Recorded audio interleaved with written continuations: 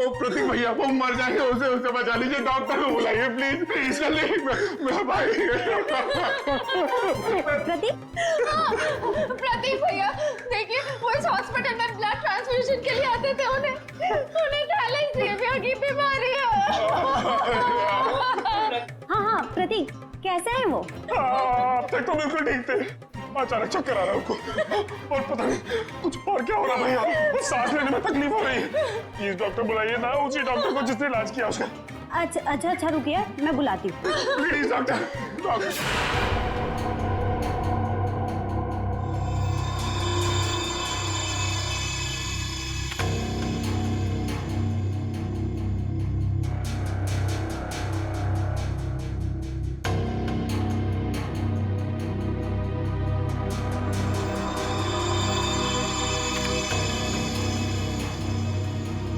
प्रतीक ने इन बच्चों की फोटो काफी संभाल के रखी थी। सर, प्रतीक ने ऐसा किया क्यों होगा? कुछ तो खास है इन बच्चों में, वरना इतने सारे बच्चों की फोटो हैं छुपा के नहीं रखता वो। सर, वो पेशेंट प्रतीक, उसके रिश्तेदार आए हैं, उसकी तबीयत खराब है, वो आपसे फिर से इलाज कराना चाहते हैं। सर, इन सारे बच्चों के बारे में बहुत ही खास बात पता चली है। वो क्या? सर, ये सारे बच्चे 1997 और 2001 के बीच गायब हो गए थे।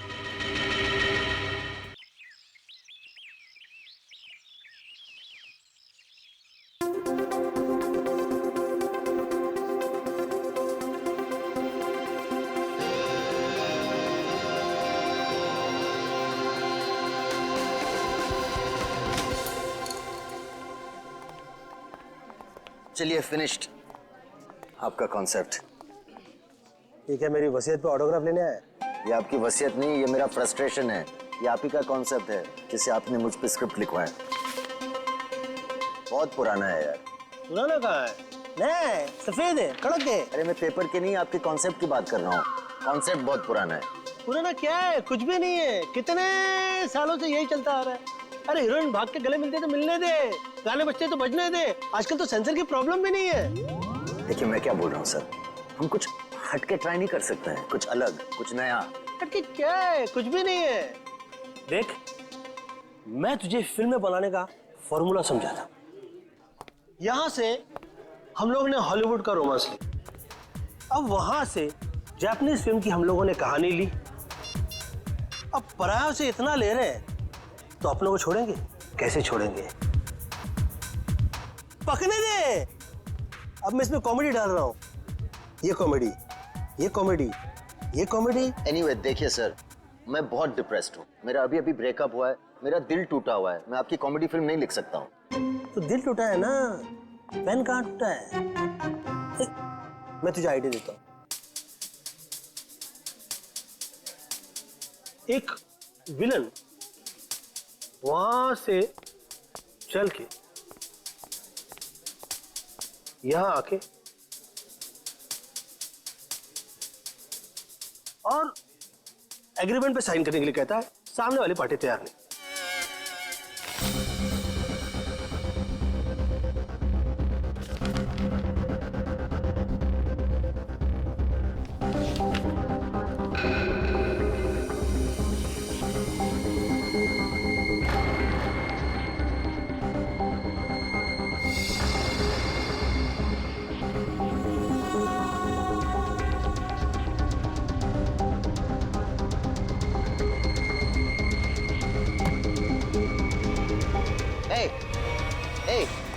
क्या डाला तुमने उसकी क्लास में?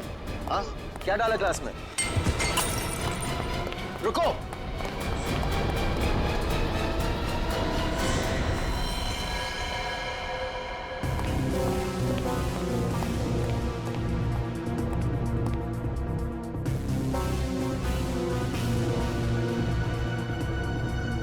ये तो उस आदमी ने इसे मारा है। मैंने अपने आंखों से देखा। उसने इसके ग्लास में जहर डाला था। तो क्या करे? निकले? ऐसी सिचुएशन में सब एक ही काम करते हैं, सीआईडी को बुलाते हैं।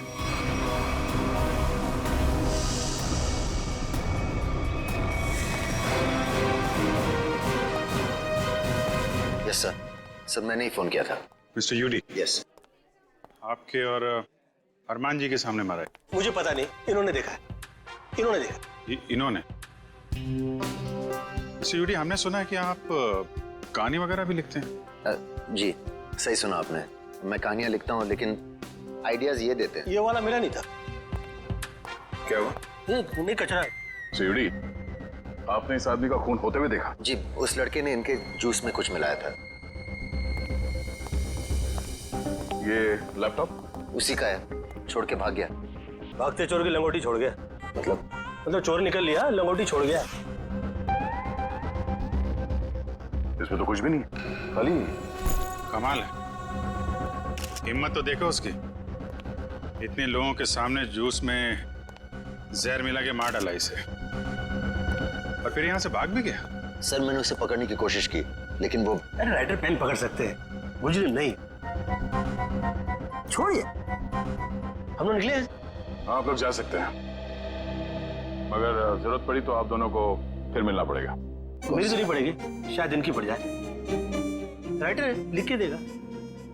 कर ली। सर, हम लोग यूडी जी का फोन नंबर और एड्रेस लेके आते हैं।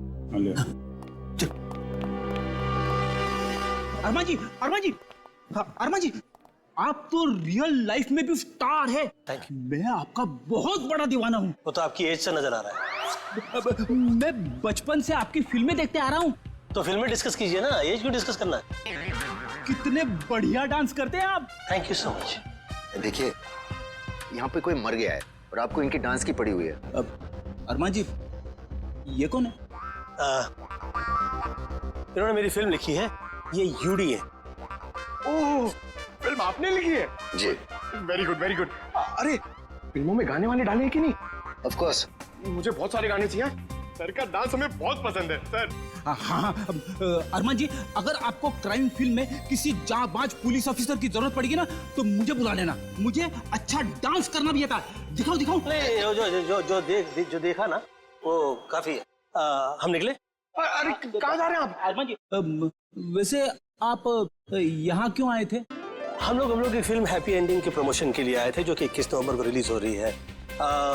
सुपर हिट फिल्म है, कॉमेडी है, धमाल है, बेमिसाल है। अपने परिवार के साथ देखना जरूर देखूंगा। मैं अपनी वाइफ को साथ में लेके जाऊंगा और स्क्रीन के सामने डांस भी करूंगा। आप सीआईडी है ना? हाँ, आपको कोई शक है क्या? नहीं, हमारी तरफ से आप सबको शुक्रिया। आपकी वजह से हम सब सेफ हैं। वो तो है। निकले, चले। अरे एक सेकंड, जरा बताइए ना कि अगली बार आपसे कब मिलेंगे? 21 नवंबर को अपनी नजदीकी थिएटर में। आपका फोन नंबर और एड्रेस चाहिए था। This is my card. Best luck for your film. Thank you so much. Best luck sir. Thank you so much. कर लिए।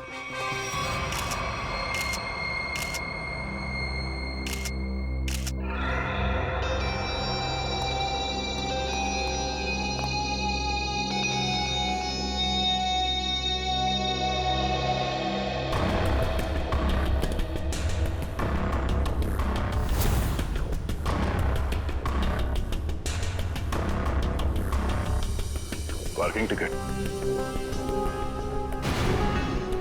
प्रतीक, ये आदमी यहाँ होटल में ठहरा था या कहीं बाहर से आया? नहीं सर, ये हमारे होटल के गेस्ट नहीं है, कहीं बाहर से आया था। ये जो लड़का भागा है उसका चेहरा तो देखा होगा ना आपने? हाँ सर, देखा है। उसका स्केच बनवाइए जरा। Okay sir. और ये पार्किंग टिकट है, मतलब किसी गाड़ी से आया था। देखो जरा। जी सर। इस पे जो गाड़ी का नंबर लिखा हुआ है ना? जी। देखो गाड़ी कहाँ पे है। जी सर। फ्रेडी, वॉचमैन से पता करो जो आदमी यहाँ से भागा था वो यहाँ से बाहर गया कैसे। Yes sir.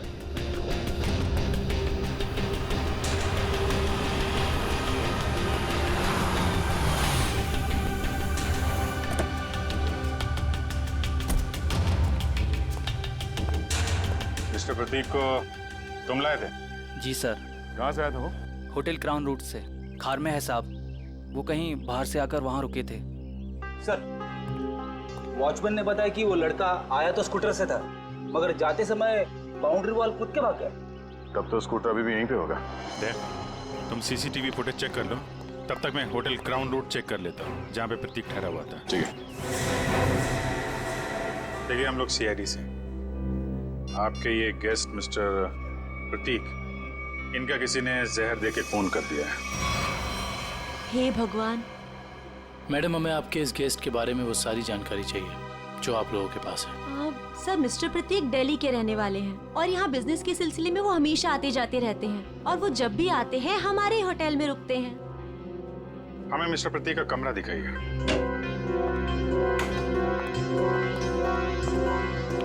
कमरा चेक कर लो जरा।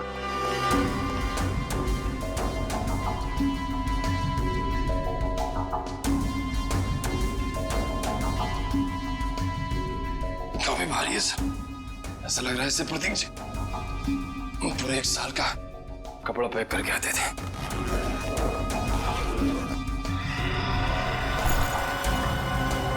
बैग तो खाली है।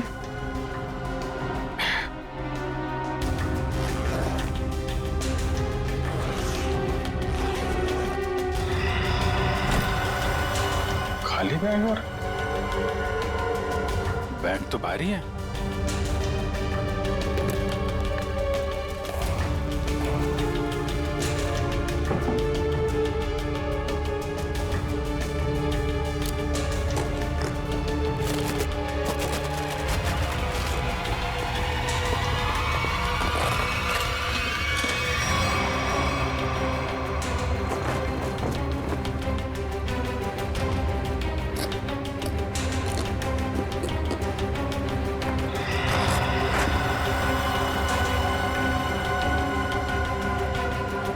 बैग में पैसे छुपा के रखा है।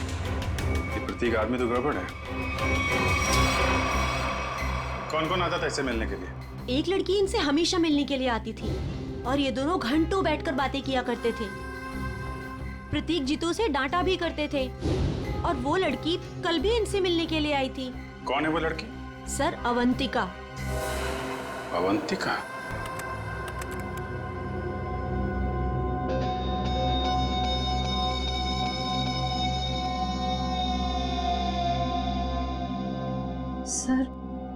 सर वो स्कूटर काफी देर से वहीं पर है। हाँ श्रेया, ये स्कूटर खुनी का हो सकता है। वजह जरा इस फुटेज को और पीछे से प्ले करना।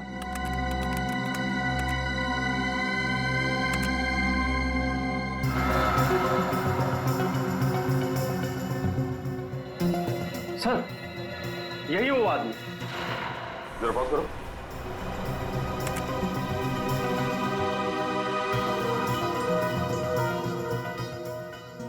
सर, ये तो वही आदमी है। हाँ श्रेया, स्कूटर का नंबर लेकर आरटीओ से पता करो ये स्कूटर किसके नाम से रजिस्टर्ड है और उसका एड्रेस है क्या। तो आप दोनों साथ में रहते हो और वो यहाँ काम करता है? यस सर, यही काम करता है Ketan. Hello sir, welcome. Ma'am, हम लोग सीआईडी से और एक जांच के सिलसिले में यहाँ आए हैं। ये आदमी केतन यहाँ पे वेटर है ना? हाँ सर, ये तो केतन ही है। इस केतन ने एक आदमी को जहर देके मार डाला और अब फरार है। इसी की तलाश में हम लोग यहाँ पर आए हैं। लेकिन सर, ये तो काम छोड़कर जा चुका है यहाँ से। पर केतन किसी का खून नहीं कर सकता। एक मिनट, वो कुछ दिन पहले काम छोड़ चुका है? हाँ मैम, ये एक दिन ड्यूटी के बीच में से ही चला गया था और फिर लौटकर आज तक नहीं आया। कहाँ चला गया वो? सर, एक लड़की थी, मतलब शायद है, उसके साथ गया था वो। कौन लड़की? सर, एक कस्टमर थी हमारी। करीब 1 महीने पहले से उसने हमारे कॉफी शॉप में आना शुरू किया था। वो रोज आती थी।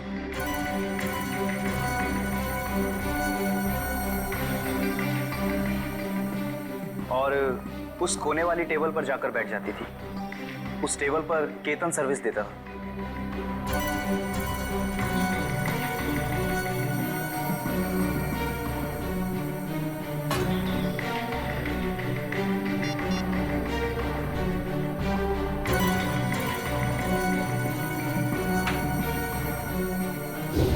सर, केतन ने उसका नाम भी बताया था हमको। क्या नाम बताया था लड़की का? सर अवंतिका। अवंतिका? श्रेया? यही नाम था ना उस लड़की का भी जो 1-2 दिन पहले प्रतीक से मिली थी? हाँ सर। फिर क्या हुआ? लेकिन अजीब बात यह थी कि वो लड़की एक दिन आदमी से मिलती थी और दूसरे दिन एक औरत से।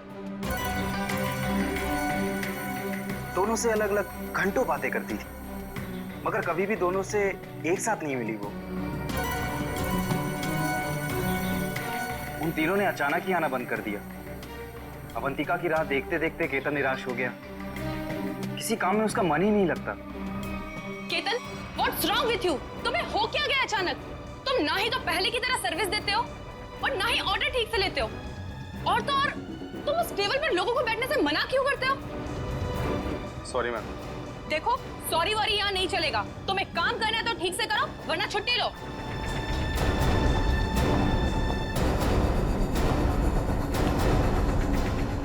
यार अपने दिमाग से उसका ख्याल निकाल यार। अवंतिका ने वो टेबल खरीद नहीं लिया है, ना ही हमेशा के लिए रिजर्व किया है। यार एक कस्टमर थी, अब नहीं है। बस नहीं यार, मैं उसे भूल नहीं पा रहा हूँ। उसने कुछ बताया भी नहीं और अचानक से गायब हो गई।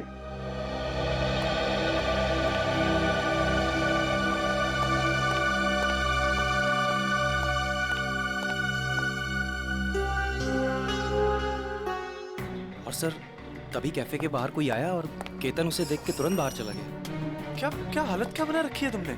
शायद वो अवंतिका ही थी, शॉल से अपना चेहरा छुपाए हुए, और केतन सब कुछ छोड़कर उसके पीछे भाग गया। अच्छा, उस आदमी और औरत के बारे में आप लोग कुछ बता सकते हैं जो अवंतिका से मिलने आते थे? नहीं सर, उनके बारे में हम कुछ नहीं जानते। देखिए, हमें इस कॉफी शॉप के अंदर की बाहर की सारी सीसीटीवी फुटेज चाहिए जब से अवंतिका यहाँ आती थी। श्योर मैम, मैं अरेंज करवाती हूँ।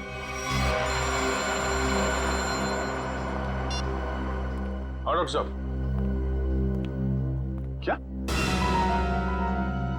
क्या बात कर रहे हैं सर आप?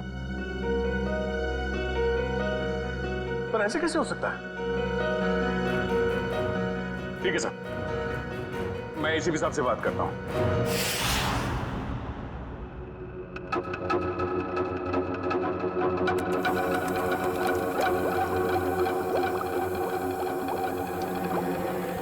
अरे आप ये क्या कह रहे हैं डॉक्टर साहब?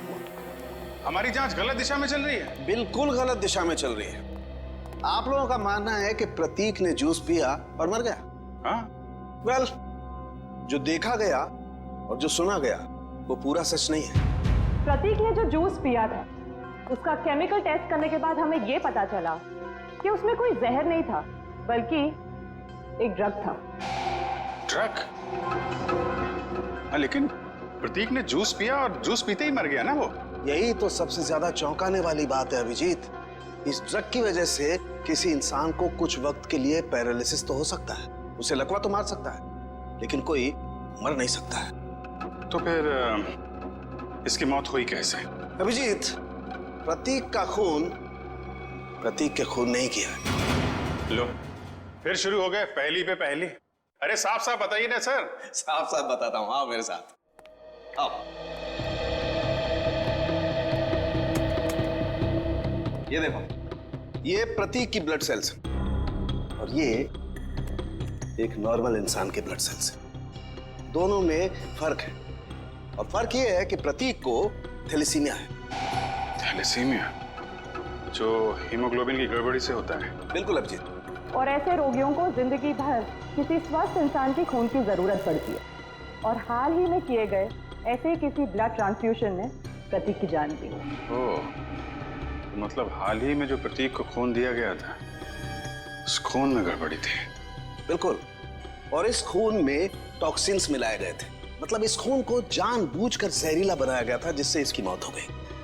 प्रतीक के मरने की शुरुआत तो कुछ दिन पहले ही हो चुकी थी। केतन उसके जूस में कुछ डालता या नहीं डालता, इसकी मौत तो पक्की थी। सर, इसका मतलब खूनी केतन नहीं, कोई और है। हाँ, लेकिन केतन ने भी तो इसे पैरालाइज करने की कोशिश की थी। अब ये कौन है जिसने इसकी बीमारी का फायदा उठाया और इसकी जान ले ली? एक आदमी और दो दुश्मन। जी मुझे 1 महीने के सारे कॉल रिकॉर्ड डिटेल्स चाहिए और खास करके 24 घंटे के।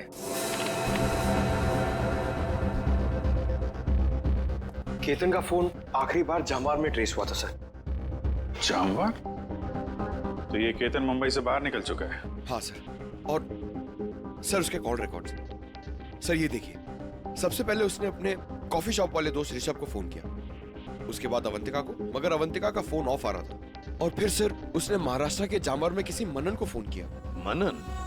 अभिजीत, मतलब इस केतन को जामवार से उठाना पड़ेगा, वही बताएगा अवंतिका कहाँ छुप कर बैठी है। और फिर ये भी पता लगाना चाहिए इन दोनों का क्या संबंध है उस कॉफी शॉप वाले औरत और आदमी के साथ। सर अवंतिका का तो पता नहीं, लेकिन हम उस आदमी और उस औरत तक पहुंच सकते हैं जिनसे वो कॉफी शॉप में अलग अलग मिलती थी। ये देखिए सर।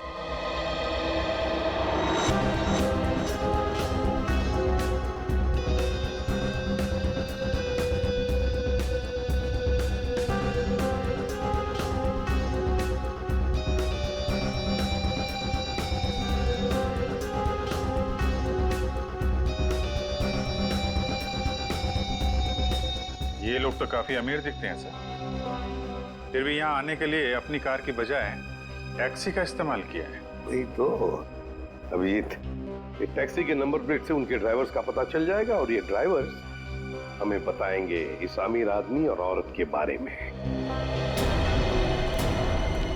क्या गलती की साहब, मुझे क्यों बुलाया है?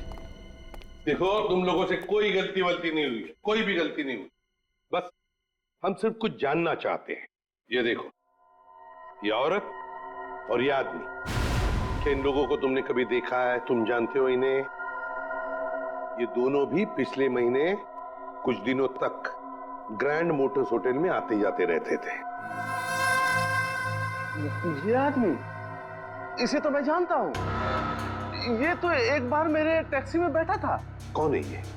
कहां से बैठा था तुम्हारे टैक्सी में?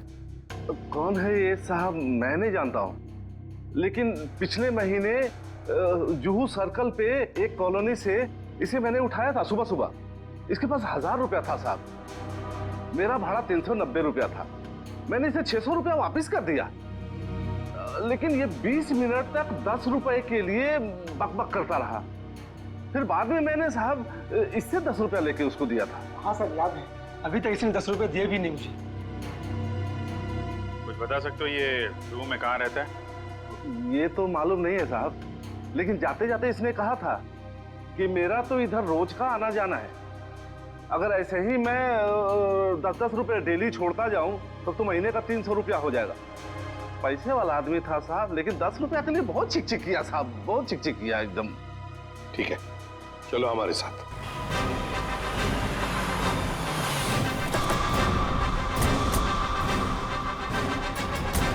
कहाँ पे? हाँ जी सर, यहीं से मैंने उठाया था उसको और होटल से लाने के बाद यहीं पर छोड़ा भी था मैंने उसे। यहाँ पे? जी। यहीं आसपास कहीं रहता होगा, आसपास चेक करो, पूछो लोगों से।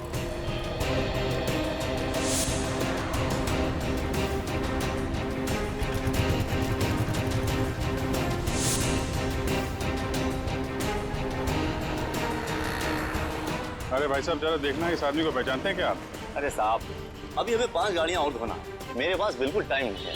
अरे यार थोड़ा टाइम निकालो ना काम से, लोगों की मदद भी क्या करो भाई। ठीक है साहब, लाइए दिखाइए फोटो। ये देख।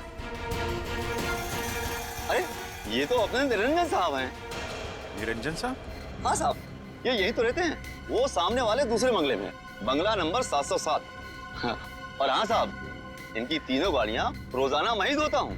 अच्छा, थैंक यू वेरी मच। 707 ना? जी हाँ 707। Thank you.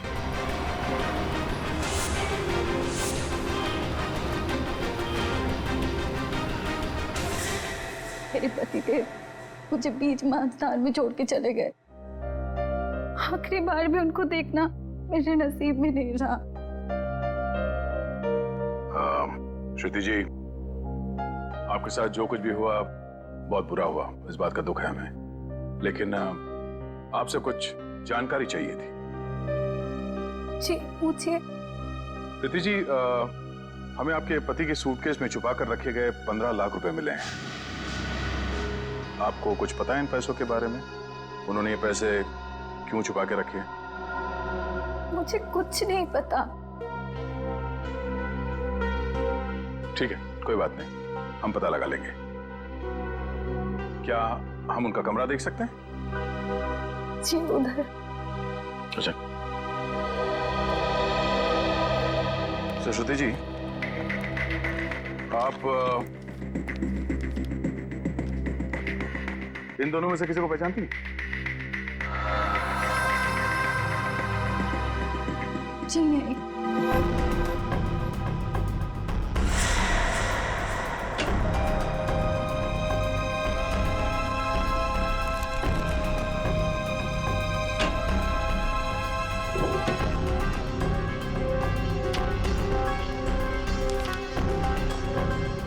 ये प्रतीक ऐसा क्या काम करता था कि अलग अलग अकाउंट से इतने सारे पैसे आए हैं यहाँ पे?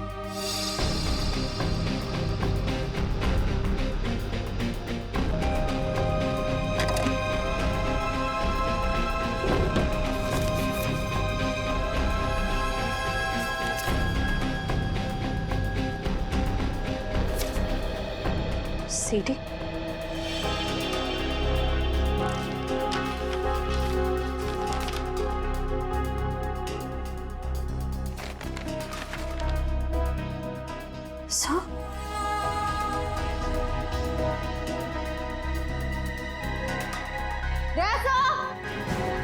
आशा,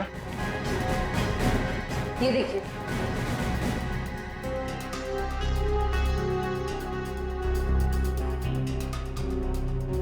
बच्चों की तस्वीरें, पैसों के आंकड़े। प्रतीक करता क्या था? सचिन, एक काम करो, ये सब मुंबई भेज दो, ब्यूरो में। श्रुति जी, आपसे एक और सवाल करनी थी। क्या आपको ये बात मालूम थी कि आपके पति को थैलेसीमिया नाम की बीमारी थी? जी हाँ। और इस बीमारी के पेशेंट को कुछ दिनों में अपना खून बदलना पड़ता है। तो आखिरी बार आपके पति ने कौन से हॉस्पिटल में अपना खून बदला था? यही दिल्ली में सिटी हॉस्पिटल। ओह, सिटी हॉस्पिटल। मिस्टर निरंजन, आप ये पूछें कि हम लोग कौन हैं और यहाँ किस लिए आए हैं, तो आपको बता दें कि हम लोग सीआईडी से हैं और आपसे कुछ पूछताछ करने आए हैं। सीआईडी? लेकिन मुझसे क्या जानना है आपको? कौन है निरंजन? विशाखा, ये लोग सीआईडी से हैं और लगता है हमारे बारे में काफी कुछ जानते हैं। जी हाँ, और अब ये जानना चाहते हैं कि ग्रैंड मोटर्स के कॉफी शॉप में आप दोनों अवंतिका से मिलने अलग अलग जाते थे और यहाँ एक साथ दिख रहे हैं, क्या मज रहा है? माफ कीजिएगा सर, लेकिन हम बाहर किसी से अलग अलग मिल लिए तो उसमें ऐसा कौन सा पहाड़ टूट गया कि सीआईडी हमारे घर तक पहुंच गई? किसी से नहीं, अवंतिका से। हमें शक है कि दिल्ली के एक बिजनेसमैन मिस्टर प्रतीक के खून में उसका हाथ है। नहीं नहीं, अवंतिका कभी ऐसा नहीं कर सकती। बहुत विश्वास है आपको अवंतिका पे? आखिर वो हमारी बेटी है। आप दोनों पति पत्नी हैं? जी, वो दरअसल मेरी और निरंजन की अनबन होने के बाद हम दोनों अलग रहने लगे थे, तो अवंतिका हमें साथ लाने के लिए ही कॉफी शॉप में लेके आती थी। अभी कहाँ है अवंतिका? जी, वो घर पर ही है, लेकिन आप लोगों की कुछ मदद नहीं कर सकती। हमें अवंतिका से मिलना है। आइए।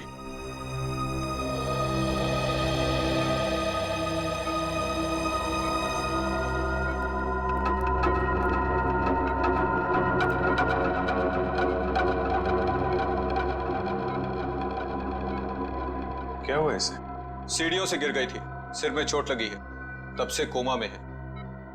डॉक्टर्स ने कहा है कि कुछ महीनों में इसे होश आ जाएगा, इसीलिए इसे हम घर ले आए और घर से ही सारा ट्रीटमेंट चला रहे हैं। नर्स मिशा इसकी देखभाल के लिए पूरे दिन घर पर ही रहती है। मिशा, कैसी हालत है अवंतिका की? सर, अभी तो कुछ कह ही नहीं सकते कि इन्हें कब होश आएगा। अब तो अवंतिका में सिर्फ जान बची है, मगर शरीर और दिमाग पूरी तरह नाकाम है। अब इस केतन को ढूंढना ही पड़ेगा।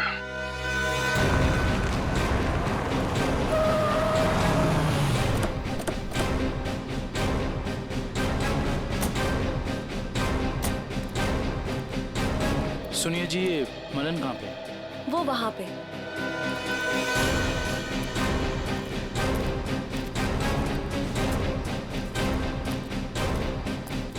ये मनन। हाँ जी, आप कौन? जरा केतन को बुलाओ, उससे मिलना है। कौन केतन? यहाँ कोई केतन नहीं रहता।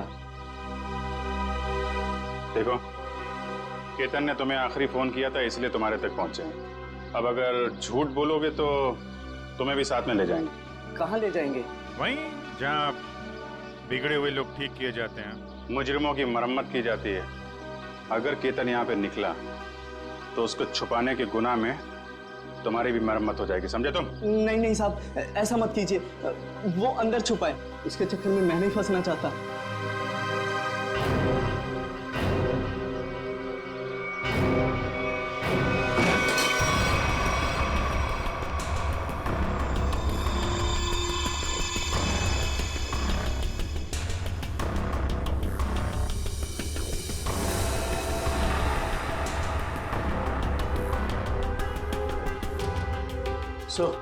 यहाँ तो सब बंद है, यहाँ से भागना तो नामुमकिन है।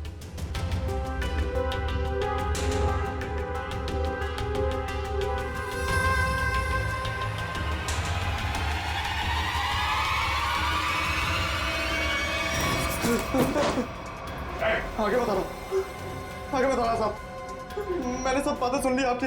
अगर आप आगे आए तो मैं खुद को मारूंगा साहब। अरे वाह, वहाँ दिन दहाड़े होटल में जूस में ड्रग मिला के आदमी को मारने की हिम्मत है तुम में, और यहाँ इतने डर गए हो कि खुदकुशी कर रहे हो? नहीं साहब, मैंने नहीं मारा साहब, मैंने उसे नहीं मारा। तो उसने कहा था उस दवा से प्रतीक कुछ दिनों के लिए कुछ भी नहीं कर पाएगा, पैरालिसिस हो जाएगा उसे। हाँ, ये तो तुम सही कह रहे हो।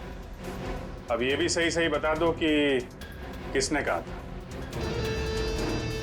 देखो केतन, अगर कातिल को पकड़वाने में तुमने हमारी मदद की तो तुम्हारी सजा कम भी हो सकती है, हैं?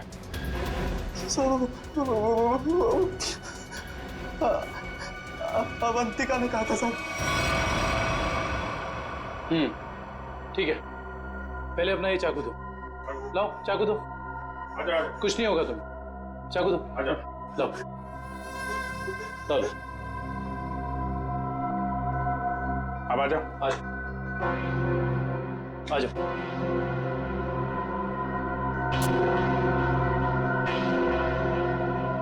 तो अवंतिका ने कहा और तुमने कर दिया। एक लड़की के प्यार में इतने अंधे हो गए थे? साहब, अवंतिका को बहुत बुरी तरह मारा था प्रतीक ने, उससे उसका दुख देखा नहीं गया, इसलिए उसकी मदद करने का फैसला कर लिया साहब, और नौकरी की परवाह किए बिना उसके साथ निकल गया साहब। देखो केतन, मुझे पता है कि तुम मुझे बहुत पसंद करते हो, पर इस वक्त मैं बहुत अकेले हूँ और सिर्फ तुम ही मेरी मदद कर सकते हो। प्लीज मना मत करना। प्लीज आप रोइए मत, मुझे बताइए क्या कर सकता हूँ मैं आपके लिए? एक आदमी है प्रतीक, मुझे उसके चंगुल से बचा लो, वरना तुम इस अवंतिका को हमेशा के लिए खो दोगे। मैं आपको कुछ नहीं होने दूंगा। ये रहे मेरे पापा के जायदाद के कागजात, इसे प्रतीक को दे देना, और इसे भी। जब प्रतीक जूस पीते नीचे गिर पड़ा तो मुझे लगा अवंतिका ने मेरे हाथों से जहर दिलवाकर मरवा दिया साहब। मैं डर गया साहब, मैं डर के वहां से भाग गया साहब। उसके बाद अवंतिका ने कभी मेरा फोन नहीं उठाया साहब, नहीं मुझे कभी फोन किया। अवंतिका ने धोखा दिया साहब मुझे।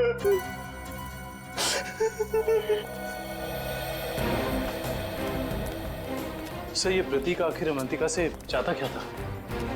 ये तो तय है कि दोनों के संबंध ठीक नहीं थे, लेकिन असली कहानी क्या है ये तो अवंतिका के होश में आने के बाद ही पता चलेगा। डॉक्टर साहब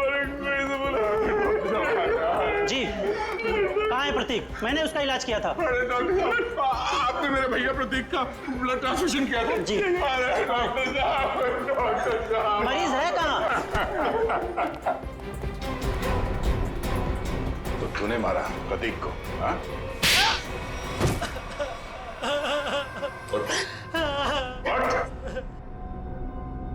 कौन है आप लोग? सीआईडी। अब फटाफट बकना शुरू कर, वरना बताता हूँ। मेरे पास एक आदमी का फोन आया था। उसने मुझसे कहा प्रतीक को जहर मिला हुआ खून देना है जिससे वो मर जाए। इसलिए मैं शर्म नहीं आती तुम? एक डॉक्टर होके तुमने मरीज का खून किया। सॉरी, वो गलती हो गई। उस आदमी ने कहा था कि मिशा नाम की औरत आएगी और इस काम के बदले अच्छा खासा रकम देगी, तो मैं लालच में आ गया। ओह, मिशा। नर्स मिशा इसकी देखभाल के लिए पूरे दिन घर पर ही रहती है।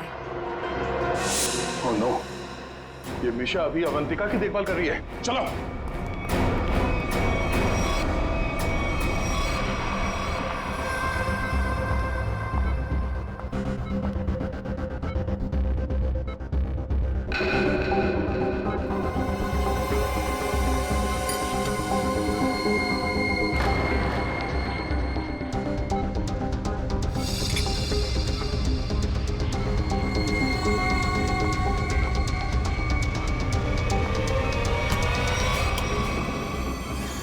तो ये है तुम्हारा असली रूप। एक ऐसी लड़की को मारना चाहती हो जो बेचारी कोमा में है।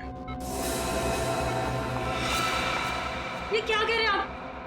मैं तो बस विटामिन का इंजेक्शन दे रही थी। विटामिन का इंजेक्शन है? आप भी काफी कमजोर दिख रही हैं। इनको लगा दो विटामिन का इंजेक्शन। निखिल जरा हेल्प करो।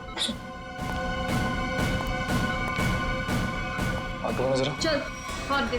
नहीं नहीं, मुझे इंजेक्शन मत दो। नहीं, छोड़ो मुझे। विटामिन का एक नहीं, इसमें जहर है। छोड़ो मुझे, जहर है इसमें। सीआईडी इतनी रात को मेरे घर में? अरे ये देखिए ना, ये मिशा आपकी बेटी अवंतिका को जहर का इंजेक्शन लगा के मारना चाहती है।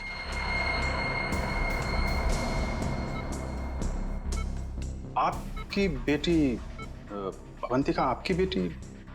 सही कह रहा हूं ना मैं?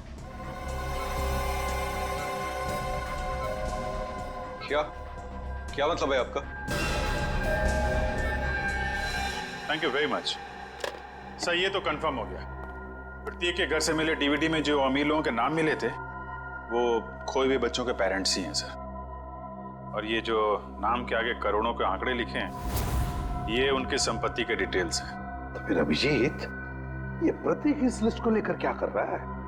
पूरी काम करो, पेरेंट्स की लिस्ट में से किसी भी एक पेरेंट को फोन लगा अभी। सर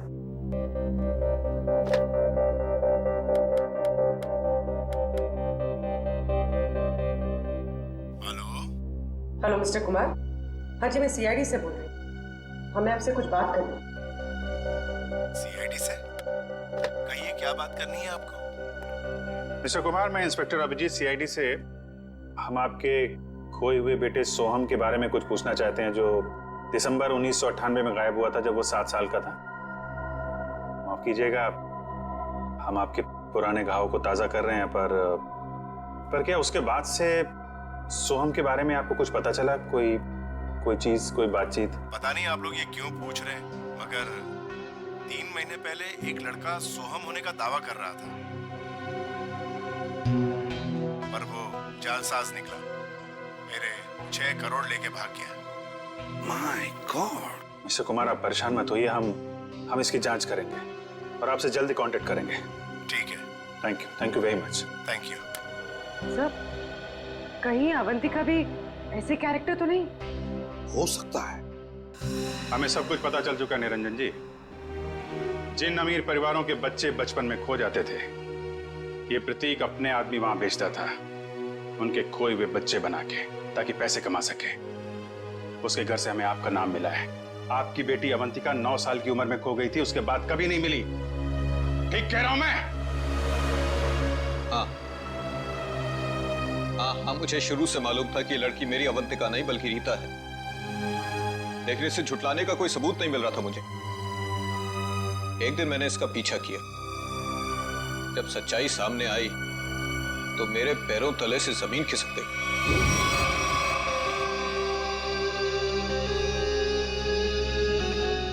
पागल हो गई हो तुम? अरे ये हमारा बिजनेस है रीता। हम उन अमीर लोगों को लूटते हैं जिनके बच्चे उनसे काफी पहले बिछड़ चुके हैं। कुछ देर के लिए नकली सही, लेकिन उनको उनका बच्चा तो मिल जाता है ना, और हमें उनकी दौलत। प्रतीक जी मुझे माफ कर दीजिए, मुझसे अब और ये नाटक नहीं होगा। कैसे नहीं हो सकता? 55 करोड़ रुपए का प्लान है। इस तरह अगर तुम बीच में छोड़ के चली गई तो अरे किए कराए पे पानी फिर जाएगा। समझने की कोशिश कीजिए प्रतीक जी, उस निरंजन को मुझ पर शक हो गया है, और इस तरह कब तक मैं उनकी बीवी विशाखा को बेवकूफ बनाती रहूंगी। अगर उस निरंजन ने डीएनए टेस्ट करवा दिया तो मैं तो सीधा जेल में चली जाऊंगी। कुछ नहीं होगा, तुम बस निरंजन से पैसे निकलवाना शुरू तो करो। जैसे ही तुम सारे पैसे मेरे हवाले कर दोगी वैसे ही मैं तुम्हें आजाद कर दूंगा। प्रतीक जी मैं फंस जाऊंगी। मेरे अगले ट्रिप तक अगर तुमने मुझे 15 लाख रुपए निरंजन से लाकर नहीं दिए ना, तो इस बार भी तुम मेरे हाथों बहुत बुरी तरह मार खाओगी, समझे तुम? मेरी भावनाओं के साथ खिलवाड़ किया था प्रतीक और इस रीता ने। मुझे लूट कर बर्बाद करना चाहते थे। मैंने इस ईशा की मदद से दिल्ली के उस डॉक्टर को खरीदा और प्रतीक को जहरीला खून चढ़वा दिया, और इस अवंतिका को खुद सीढ़ियों से धक्का दिया। वो मरी तो नहीं, लेकिन कोमा में चली गई। आपके साथ जो हुआ बहुत बुरा हुआ, लेकिन आप कानून की मदद लेने के बजाय खुद मुजरिम बन गए। अब आपको और इस मिशा को जेल जाना होगा अपने गुनाहों की सजा भुगतने।